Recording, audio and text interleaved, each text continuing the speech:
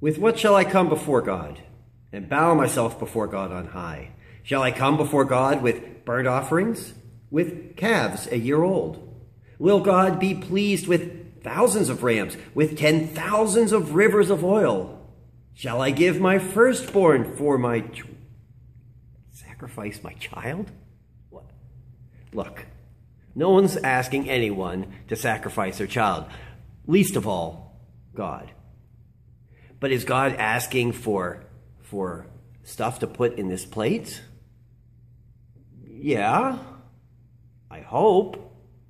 But, you know, I don't think the burnt offering of a yearling calf is going to fit in there, let alone thousands of rams or 10,000 rivers of oils.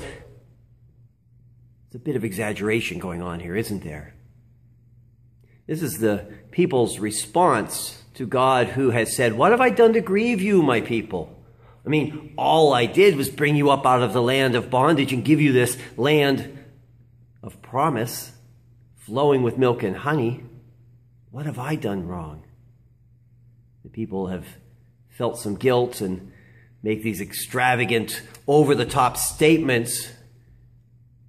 And they're really doing little more than what we often do. And that is, when we feel guilty, we grab the checkbook and say, how do we make this right? God says that's not how you do it. God lays out a plan. God says, walk humbly with me.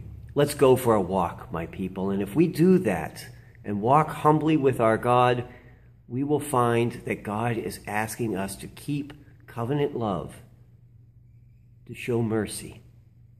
And God will ask us also to execute justice, to make systems work for our brothers and sisters who are oppressed and suffering. So will God ask us to put something in the plate? Oh yeah, God's going to ask a lot of us.